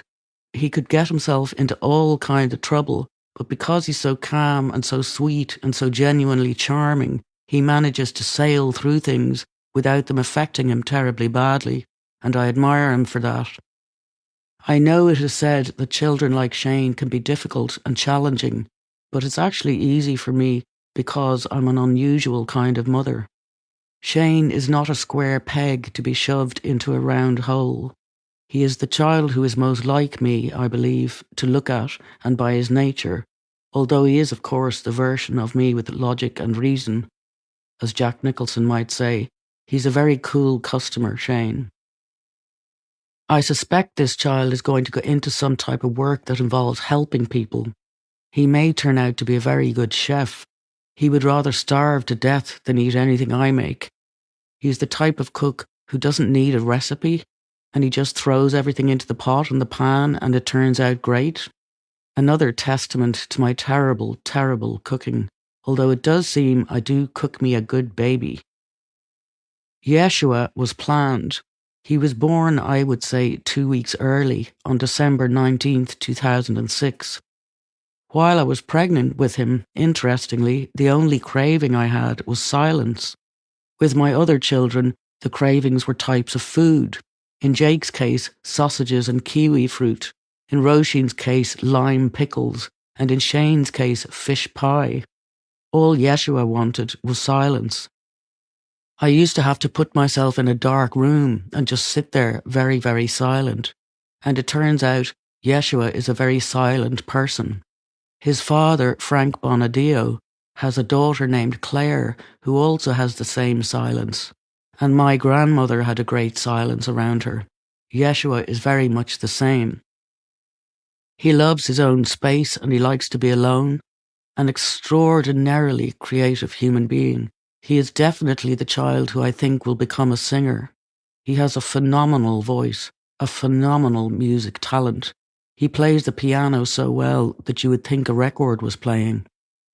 I am rarely speechless, but when I hear him play piano and when I hear him singing, I cannot speak for 10 minutes. As soon as he starts performing, I'm out of the picture. Yeshua is going to blow me off the stage and out of the water. So I'm deliberately being very nice to him, and so is the rest of the family, because we reckon he's going to be a millionaire by the time he's 20, and we want to make sure he's good to us. He's turned into a teenager, obsessed with superheroes and Harry Potter. If you meet him, all he will talk about is which superhero he would like to be and which superpower he would like to have. He's genuinely upset that he doesn't have a superpower, although I'm always telling him he does in fact have a superpower, his large empathetic heart and the amount of love he has for people. Of course, he scoffs at me, saying, "You can't save the universe with a large empathetic heart." I disagree. Yeshua is one of the funniest people I've ever met, with a laugh that makes everybody else laugh, even if you don't know what he's laughing at, because he literally cry laughs and giggles. Something I'm finding very sweet these days is that he's turning into a carbon copy of his father. He even sits exactly as his father sits. And I have to say, his father is the best father that I have ever encountered. And Lord knows, Father's Day is a busy day in my house. In fact, it's quite the revolving door. People always want to know why I have 4 children with 4 different men. I tell them it just happened that way. It wasn't something I planned.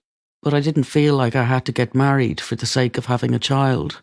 Although I did marry my first child's father, we were, as I wrote, more like brother and sister. That's why that relationship did not work out. I couldn't compute how one might make love with one's brother. John Reynolds and I got married because we thought we should, or I should say, because I thought we should, because we had a child together. That is not a mistake I was prepared to make again. So when I found myself pregnant by surprise with Shane, I was in love with Shane, although I didn't want to be with his father. The same was the case with Roisin.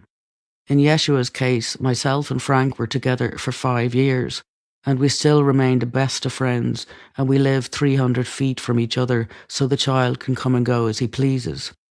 I didn't set out to be unusual or independent. These were 4 babies that I wanted. I did have quite a funny time on tour a number of years ago when I had to explain to a German customs man calling from the Munich airport why my 4 children have 4 different surnames. The man was worried that I was child trafficking. I was on the phone with him in my hotel, and my children were being brought to visit me by their male nanny, who also had a different surname. It took about 20 minutes to explain to the customs agent what the story was. Nothing made sense to him until I said, look, I was a bit of a slut. And then he said, oh, okay. And that was that. But I was joking. Interesting little footnote. One night years ago, my father came to visit me and told me that he was almost jealous of the way I lived my life with regard to having children, not feeling like I had to get married and live the way a man might like to live. In short, while it's okay in society for men to have children with different women, sometimes women get looked down upon for having 4 children with 4 different men, or really any amount of children with different men. I have never actually been looked down upon for that, nor have I ever experienced any stigma from it. All I've ever experienced is my poor daddy saying he wished he could have lived his life the way I live mine. If I have no other purpose in this life other than to put these 4 children on this earth, well, that's enough for me to feel I did something useful in this world. I'm not just saying that because they're my children. They are absolutely unusual, intelligent, loving, compassionate, spiritually advanced, funny, worthwhile, hard-working human beings, and I couldn't be prouder. The Wizard of Oz. The reason I haven't written much about what happened between 1992 and 2015 is that in August 2015, after I'd written the first part of this book, I had an open surgery radical hysterectomy in Ireland, followed by a total breakdown. I had gotten as far as the Saturday Night Live story, but I did not write anything else for the 4 years it took me to recover from the breakdown. And by the time I'd recovered, I was unable to remember anything much that took place before it. As part of my recovery journey, I spent the guts of 2016 and 2017 in different parts of America, because the mental health care system in Ireland was failing me. For example, I wasn't offered any hormone replacement therapy. And because no one who knew me wanted anything to do with me, I was so out of my mind that they were all terrified of me. No one had explained to them or me that the loss of one's ovaries would result in what is called surgical menopause, which is menopause times 10,000, and that I might become very unstable. In America, they tell your family these things, and they tell you, the patient. In America, the psych hospitals recognise you've just had your entire womanhood reamed out, and they get you on hormone replacement. There was none of that in Ireland. I left the hospital in Dublin after the hysterectomy with no information, nothing but a bottle of Tylenol and a follow-up appointment to which I dared not go. I'd had to have the surgery because I had chronic endometriosis. I didn't actually need my ovaries taken out too. The doctor just decided he might as well whip them out. If he'd left them, you'd have a lot more information about 1992 to 2015. But maybe it's good to forget stuff. There was so much pain, after all, involved with being a pariah for decades after Saturday Night Live. Not that I would change any of it. Some things are worth being a pariah for. In America in 2016, I stayed a few days with the one person I knew who might have an available floor.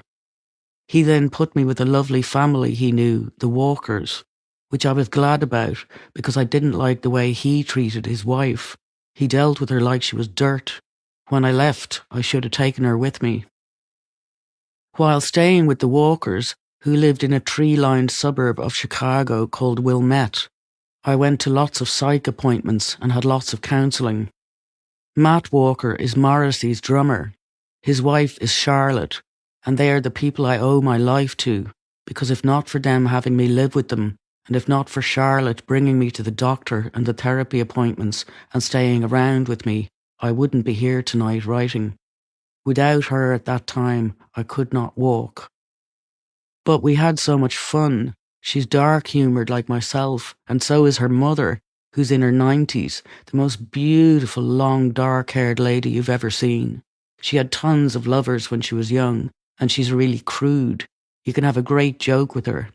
I have a nickname for her that is so rude I won't write it, but it used to make her cry laugh because it was so true.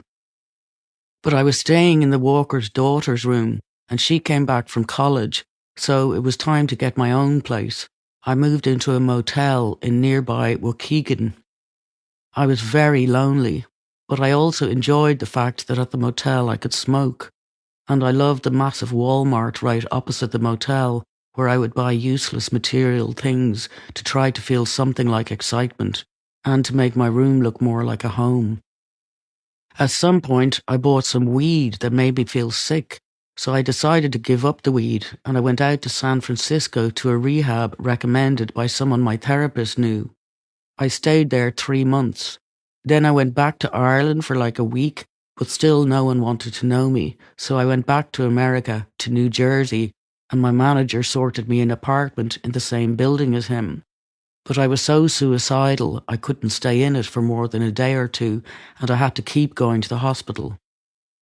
In the final of 3 visits to Englewood Hospital, which took place after scores of visits to Hackensack University Medical Centre, and after I parted with my manager, and after I moved into a motel somewhere in New Jersey and got a kidney stone, and made a video appeal on Facebook for someone to come help me, a call comes through for me on the ward from Dr. Phil.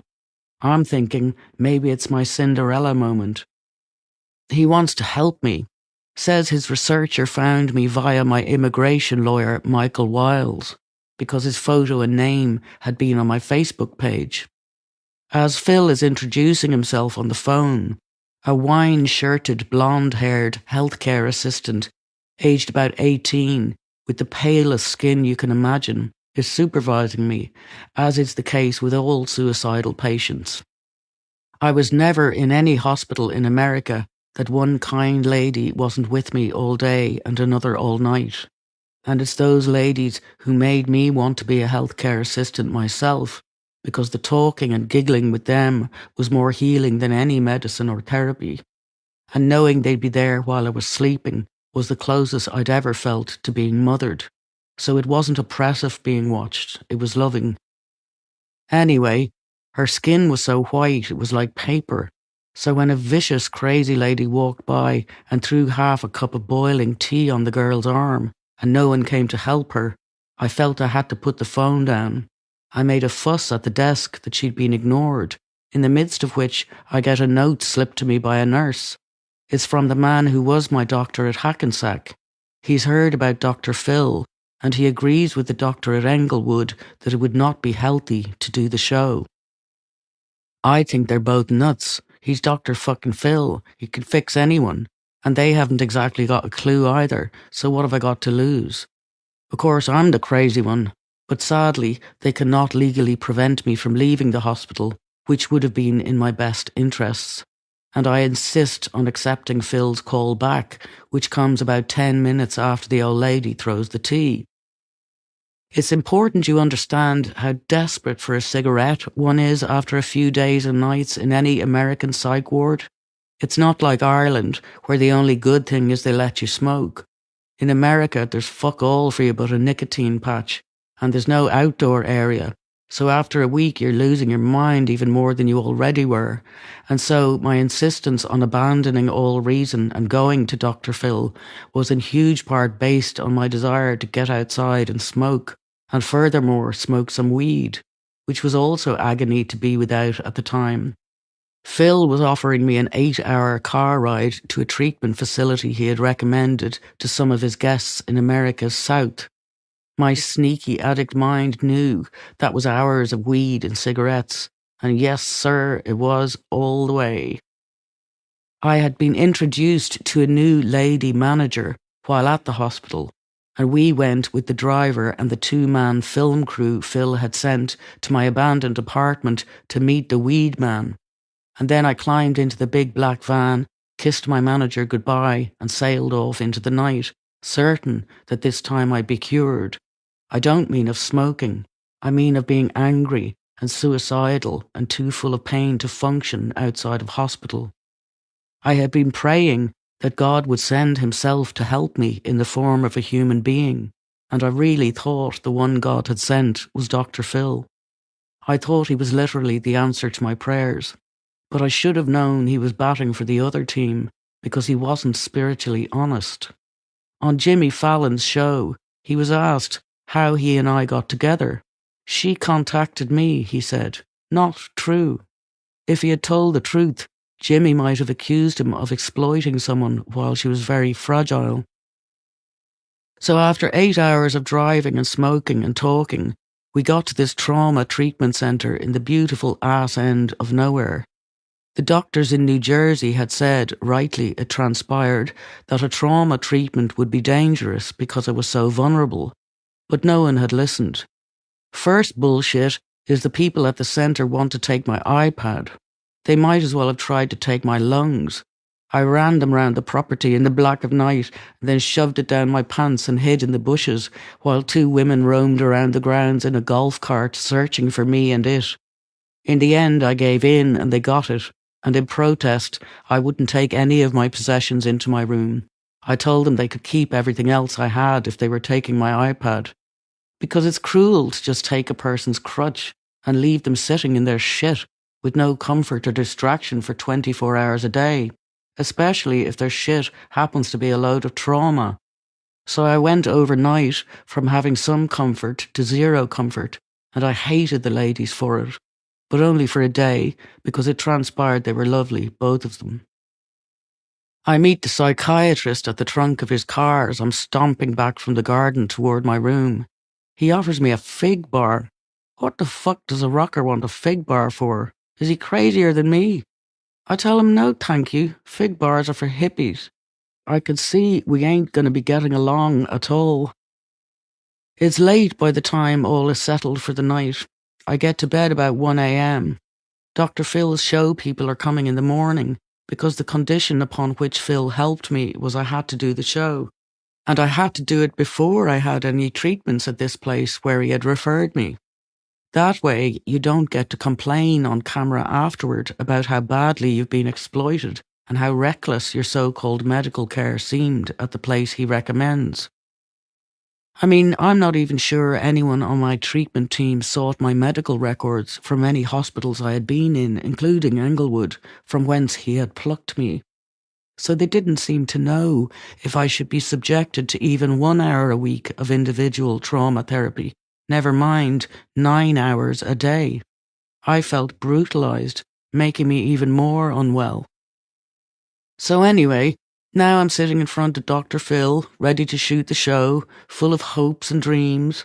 First thing he says is he's here because my fans wrote to him after my Facebook video and asked him to help me. He waves a vast folder he claims is full of their emailed requests, all full of love and support for me. I ask him if I can keep the folder and its contents. He says yes, but forgets to give it to me. He tells me how lucky I am now, because this place I'm in is so opulent, etc. It's got to be the best. He makes me tell him my story on camera. I trust him because I'm vulnerable and I want to live. So I go ahead and let it all hang out. I cry like a baby. He even makes me speak to my mother. The things little Sinead might want to say, which I do, because I think he's helping me. Oh, and also because I'm given the vibe before shooting begins that my being on the show while I'm so fragile is brave and will help others. He goes on about some big producer he knows, swears this guy is going to call me and we're going to make records. When we're filming a final walk around the property, he tells me he was recently at a meeting attended by Steve Bannon, and that the Trump people had actually discussed at that meeting the idea of Make America Great Again being Make America White Again. He acted all disgusted when telling me. But I figured if he really was that disgusted, he'd be telling the world. That would be spiritual honesty. To risk losing all you have to save the vulnerable. To risk being called crazy and being a pariah. No, he didn't have the balls. Off he flew in his chopper and I never saw him again. The following day, me and the psychiatrist had a disagreement. He accused me, falsely, of wanting to be treated like a rock star because I'd forgotten to sign out when I was going for smokes. I was insulted because I would never actually want to be treated differently than anyone else in a treatment facility, and it showed me his fig bars had gone to his brain. I was hurt, but I never said a word. I just quietly left his office and went to my room. Apparently, he assumed I was in a rage, and he went running off up a hill to get away in case I came after him. That just made me angry when I hadn't been angry. The fucking shrink is a fig-eating pussy, and you can't even cry around him or he'll fall to pieces. Jesus Christ. I told him not to put me back in a room with him for fear I'd hit him. So Phil was called, and he duly called me. I told him my concerns about the fig-eater and the attentiveness of the rest of the staff. I told him also I didn't think I could be fixed, which I still think. I don't fail, Dr. Phil said, and warned me not to be battering the shrink. Things go from bad to worse each time I make a formal complaint about the facility's crew, or about the other suicidal girl Phil sent them after a show, sobbing to me about not getting the care she felt she needed, although she said she was having urges. I'm eventually put out of the main facility to live on my own, in a vast, empty, rather grand house that was on the grounds. I'm not allowed into the main house, which makes me very angry, as do the 9 hours of trauma therapy every day. One day, in the middle of a marathon trauma therapy session, in walks one of the male staff in charge of legal and accounting. He handed me a contract he wished me to sign, saying if I recorded anything, all the clients did as part of their treatment with the music therapist, the recordings would be owned by the treatment centre. Needless to say, I didn't sign, and it's disgusting that anyone would tramp into someone's therapy session for any reason, never mind to let that person know you want to take advantage of her. So, I finally lose my shit one night, shouting my head off all over the place, and cops are called because I've said I'm suicidal. I'm taken to the local hospital where they assess that I'm not actually suicidal but traumatised. They advise me not to return to the treatment centre, and the cops then very kindly find me a motel and take me there. In the morning, inside my bag, I find the key to the big house I'd stayed alone in at the treatment centre and stupidly decide to bring it back. I call the only cab driver in town. He tells me he has a bullet in his head from the Korean War and that all the ladies of the town want him. As we drive down the road, I see a beautiful graveyard on our left, white statues and carvings, all giant religious symbols and flowers. On the right side of the road opposite this is what looks like an animal graveyard. Maybe 100 black stones, the size of grapefruits, are in the ground, but there are no discernible graves. The grounds are unkempt, the grass uncut. I ask my driver if it's an animal graveyard. No, he says, that's for the black people, but I don't hang out with them much. I feel my heart rip in two. And now I understand why the one black lady who works at the centre was so astonished that it was her hands I chose to cry into when things got too much. She'd been shocked the first time it happened and thanked me as if it were an honour. I go to give the key back and I get talked into going to LA to another treatment centre, which I agree to, and am flown there and dumped. I hear nothing from Phil, although I've been told he's underwriting my stay. After 3 weeks, one of the staff, in a temper, informs me I'm in fact being put up for nothing by the centre, and that what I'd heard at my first facility wasn't the case. No surprises there. I pack up and leave, and I have never heard from any of them since. I wrote a song about all this in 2018. It's called Milestones, and will be on my next album, although a demo of it is already out on YouTube. And no, it doesn't mention fig bars. Forward and now. In Islam, we believe that in heaven it's always night.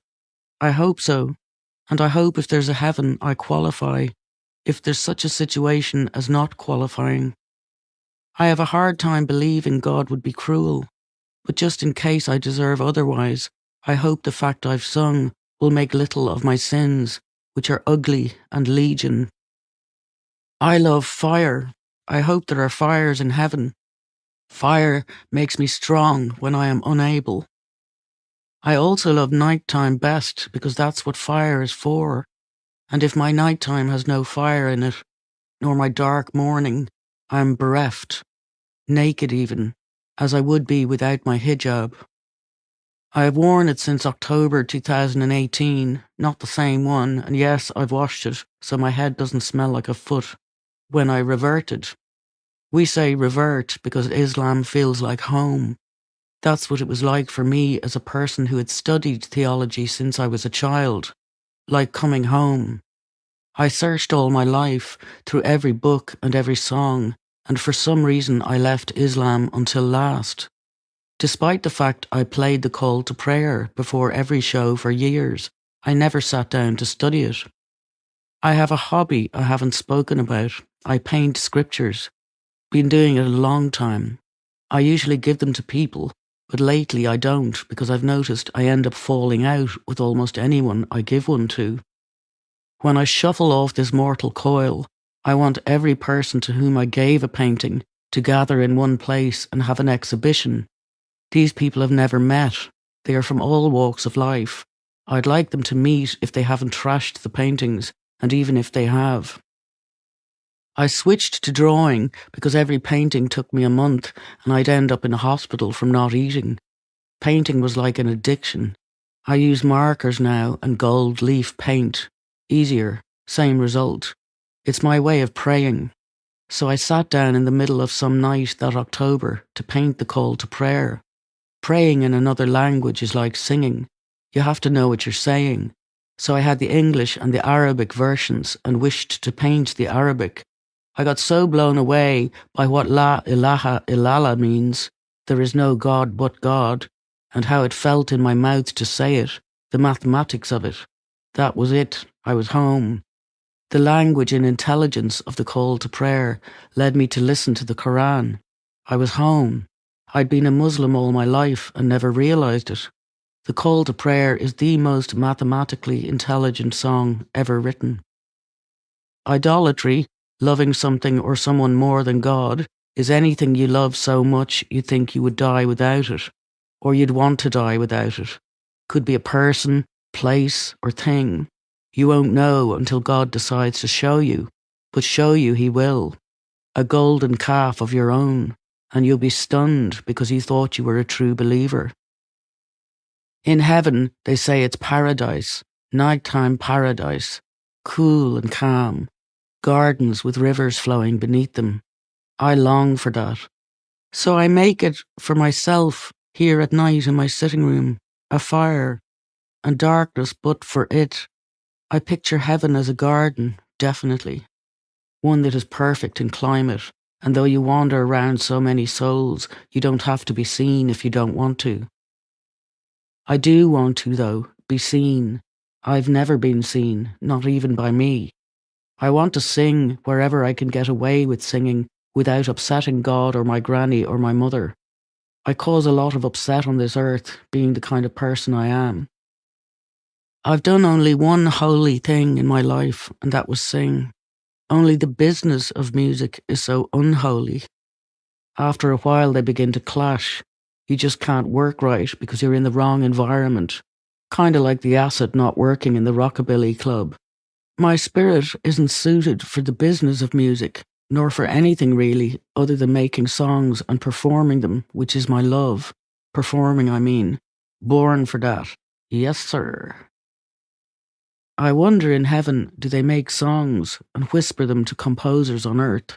What am I saying? The Quran is like a song, and it was whispered to Gabriel, and then by him to Muhammad. Took 21 years to complete. God's an incredible songwriter, actually. I hope it's true God loves a singer, and I bet Muhammad must have had a beautiful voice. I hope he's still singing in nighttime paradise. Maybe if I'd just be quiet, I'll hear him. September 25th, 2019. I'm so moved. People have been going nuts over my performance of Nothing Compares to You on Ireland's Late Late Show. It went viral. 2 million people watched it online and welcomed me home to music. All I have to do is not fuck it up. So far, so good. I've only had one little slip where I threatened the Irish state on Twitter. And then I told an obvious lie and said my Twitter account had been hacked and the tweet wasn't mine. Total lie, crazy bitch. But apart from that, I've done good. 3 shows and no complaints. Lots of crying men. That's how I know when it's gone good. I get to make men cry for a good reason, only when I sing.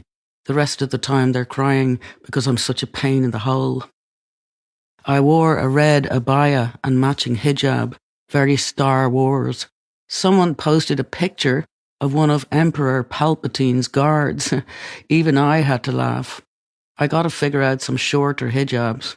I like wearing them. I like my home in Islam. I like being identifiable by my brothers and sisters in the streets. I like representing, because Islam gets a hard time, but I'm no soldier anymore. I only want to represent. For shows, the hijab can be awkward because of the earpiece I'm using. I need to be able to fiddle with it during performances. I actually feel naked now if I don't wear something after a year of covering my hair. In the summer, I didn't wear hijab because I couldn't handle the heat. I wore a light turban instead.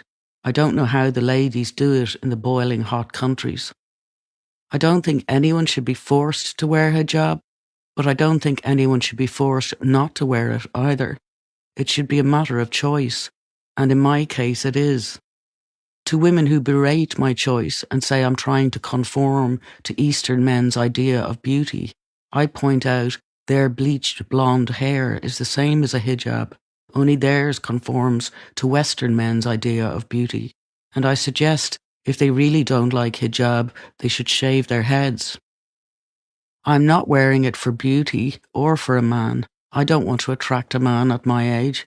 I'm as far from that as possible, although I wouldn't mind a companion if God has one in store who could put up with me or whom I could put up with. I wear what I love, that's all.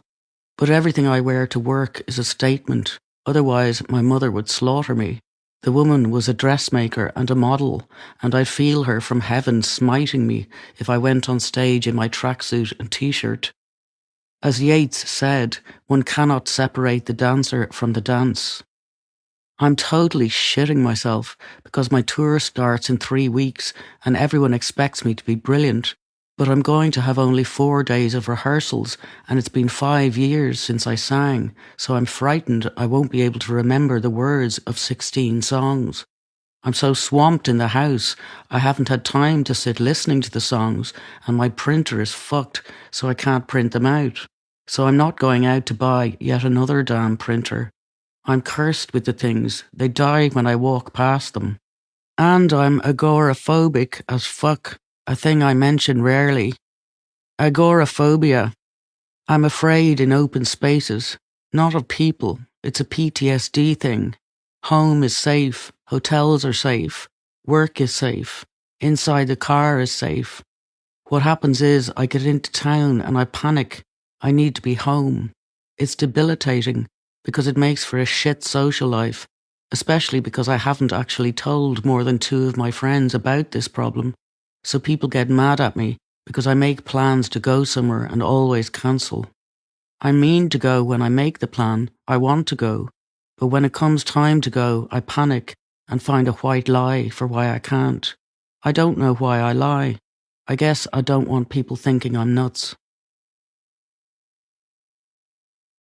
Postscript. My most esteemed father, I am writing this little letter because I want you to either print it out and stick it on your mirror or have it tattooed on the inside of your lovely eyelids so you never doubt or blame yourself and or my mother for my behaviour or my mental health conditions. So here it is. Sinead, who happens by the utterly meaningless science of Allah to be yours and Mary's beloved daughter, was born through zero fault of yours or her mother's, with a set of brain abnormalities stemming from the O'Grady DNA that manifest in the form of mental illness. Sinead also suffered at age 11 an extremely serious head injury when a boy on a train going full speed through Blackrock Station opened a door outward and it hit her as she stood on the platform. It has been scientifically proven that such head injuries can cause mental illness or make worse any mental illness a soul might have been born with. Therefore, please know that your daughter would have been as nutty as a fucking fruitcake and as crazy as a loon even if she'd had St. Joseph and the Virgin Mary for parents and grown up in the little house on the prairie. Nothing in Sinead's childhood environment or experience caused her mental illnesses. The evidence of this being fact is the rock-solid sanity of yours and Mary's other 3 children. Psychiatric and musical research has powerfully proven that all individuals upon whom Allah has chosen to breathe even the teeniest whisper of his musical fire are also by necessity endowed with insanity. And all musicians truly called by God are lunatics, otherwise they'd be arrogant bastards. Humility is requirement number 1 of any artist truly called by God. Also, all rock musicians are rule-breaking, delinquent, drug-guzzling pigs, careless sluts, unfit parents, and alcoholic maniacs, although not crazy enough for the nut house or criminal enough for the jail, whether they grew up in paradise or hell or anywhere in between. That's why the music business was invented. Otherwise, there would have been nowhere to house the likes of Little Richard and Liberace. So, she was born bonkers. Neither you nor her mother are responsible. You both did your very best with the tools God had given you, and your daughter remembers only everything wonderful you both gave her. Most important, in your case, songs, singing, and Allah. So don't be kicking the walls unless it's just for fun. And always remember that Allah has you and your children in his mouth, like a lioness carries her cubs, and that trouble is only God in disguise. And there's a throne in heaven for you, encrusted with a jewel for every white hair your wild child ever gave you. Sinead Shahada. Epilogue. Today is April 5th, 2020. The world is on lockdown. No one knows when or in what form life will return to normal, as if it ever was before. The way we've been living, maybe it will change. We might continue to love each other as much as we currently are by staying home. You just never know. But there's going to be a journey through 7 hells. I can somewhat help some loved ones negotiate this, having had plenty of training in such travels. When one lives with the devil, one finds out there's a God. In America, Trump wants everyone to go back to work, right at the crest of the virus's wave, and he wants sick people to take some drug he knows nothing about, but he won't wear a mask. He's the king of Kool-Aid. He says he can't be meeting presidents, dictators, kings or queens while wearing a mask. And only last week, some princess of Europe died, actually, of the virus. The people are to blame. If Trump were an Irish president or prime minister, he'd have been physically ripped out of his office the day he first gave away someone's child at any border. He's mentally ill. The so-called sane people are at best doing nothing and at worst enabling him, like some giant emperor who has no clothes, which is all he is. A lesson for the people not to be so fucking nice all the time. I mean, none of the reporters ever ask him, "Sir, what is wrong with you?" Negligence, the desire to be polite, it's killing them. And it goes on, no matter what he does.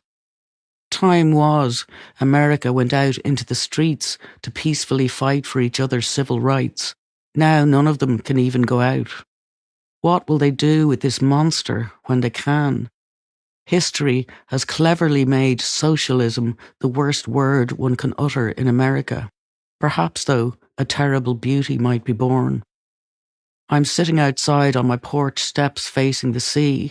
I smoke too much to be indoors.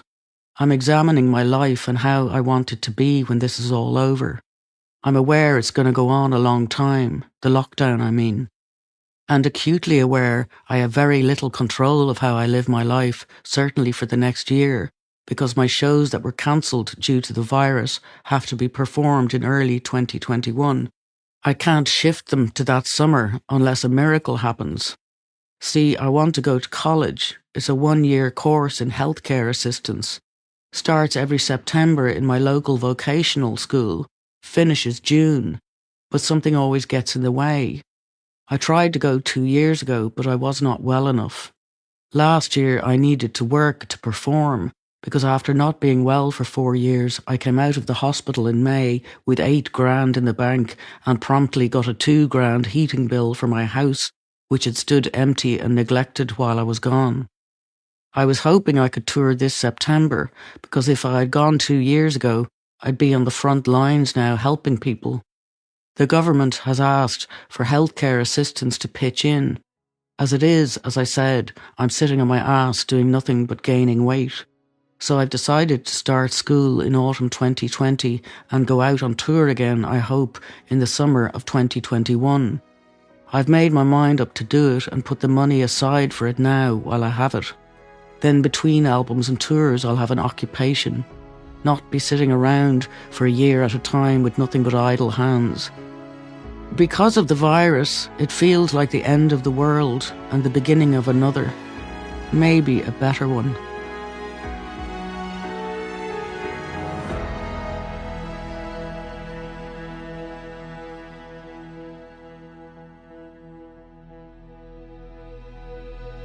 This has been an HMH audio production of Rememberings, written and read by Sinead O'Connor, produced by Tommy Harron, recorded by Sam Palumbo, post-production by Gabino Reyes.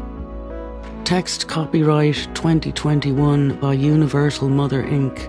Audio production copyright 2021 by Houghton Mifflin Harcourt Publishing Company, all rights reserved. Lyrics from Bob Dylan's To Ramona, copyright 1964 by Warner Brothers Inc. Renewed 1992 by Special Rider Music. All rights reserved. International copyright secured. Reprinted by permission of Special Rider Music. For information about permission to reproduce selections from this audiobook, please contact trade.permissions@hmhco.com. To learn more about our books, ebooks and audiobooks, please visit hmhbooks.com. Thank you for listening.